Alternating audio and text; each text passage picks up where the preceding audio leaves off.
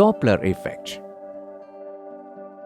ശബ്ദ സ്രോതസ്സിൻ്റെയോ ശബ്ദ സ്വീകരണയുടെയോ അല്ലെങ്കിൽ രണ്ടിൻ്റെയുമോ ആപേക്ഷിക ചലനം മൂലം ശ്രോതാവ് ശ്രവിക്കുന്ന ശബ്ദത്തിൻ്റെ ആവൃത്തിയിൽ മാറ്റമുണ്ടാക്കുന്നതാണ് Doppler effect.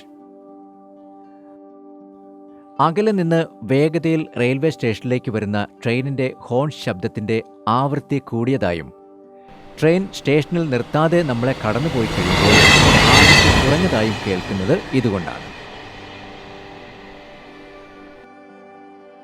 Austrian ശാസ്ത്രജ്ഞനായിരുന്ന Christian ആൻട്രിൻ Doppler ആണ് ഈ പ്രതിഭാസം ആദ്യമായി വിശദീകരിച്ചത്.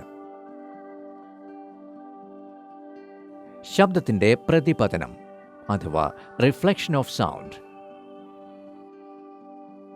ഒരു ശബ്ദം ചെവിയിലുണ്ടാക്കുന്ന ശ്രവണാനുഭവം 1/10 സെക്കൻഡ് സമയത്തേക്ക് തങ്ങി നിൽക്കും. ചെവിയുടെ ഈ പ്രത്യേകതയാണ് ശ്രവണ സ്ഥിരത. ഈ സമയത്തിനുള്ളിൽ മറ്റൊരു ശബ്ദം ചെവിയിൽ പതിച്ചാൽ അവ ഒരുമിച്ച് കേൾക്കുന്ന പ്രതീതിയാണ് ഉണ്ടാകുക.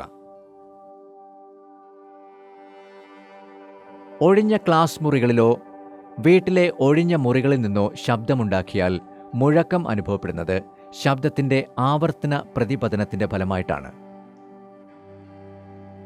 മുറിയിൽ ശബ്ദത്തിൻ്റെ ഉറവിടത്തിൽ നിന്നും എല്ലാ ഭാഗത്തേക്കും പുറപ്പെടുന്ന ശബ്ദം ചുമരുകളിലും സീലിങ്ങുകളിലും തറയിലും തട്ടി പ്രതിപദിക്കുന്നു.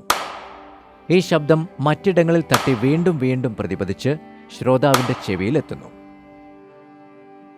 ആവർത്തന പ്രതിപതനത്തിൻ്റെ ഫലമായി ഉണ്ടാകുന്ന മുഴക്കമാണ് അനുരണനം അഥവാ റിവർബറേഷൻ.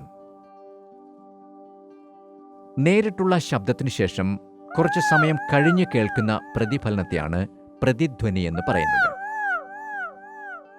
പ്രതിധ്വനി ഉണ്ടാകുന്ന സമയവ്യത്യാസം പ്രതിഫലിക്കുന്ന വസ്തുവുമായുള്ള അകലത്തെയും ശബ്ദത്തിൻ്റെ വേഗതയെയും ആശ്രയിച്ചിരിക്കും. ആവർത്തന പ്രതിപതനം അഥവാ മൾട്ടിപ്പിൾ റിഫ്ലക്ഷൻ ഉപയോഗപ്പെടുത്തിയിരിക്കുന്ന സന്ദർഭങ്ങൾ നോക്കൂ. ഹോണുകൾ ശബ്ദം നാലുപാടും വ്യാപിക്കാൻ അനുവദിക്കാതെ ആവർത്തന പ്രതിപതനം മൂലം ഒരേ ദിശയിലാക്കി മാറ്റുന്നു. സ്റ്റെതസ്കോപ്പ് ശബ്ദം അനേകം പ്രതിപതനത്തിന് വിധേയമായാണ് വളഞ്ഞ കുഴലിലൂടെ സഞ്ചരിച്ച് ചെവിയിലെത്തുന്നത്.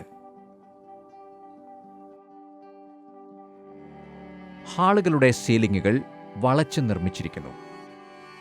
ശബ്ദ സ്രോതസ്സിൽ നിന്ന് പുറപ്പെടുന്ന ശബ്ദം വളഞ്ഞ സീലിംഗുകളിൽ തട്ടി പ്രതിഫലിക്കുമ്പോൾ വിവിധ നിരകളിൽ ഇരിക്കുന്നവർക്ക് ശബ്ദം വ്യക്തമായി കേൾക്കാൻ സാധിക്കുന്നു.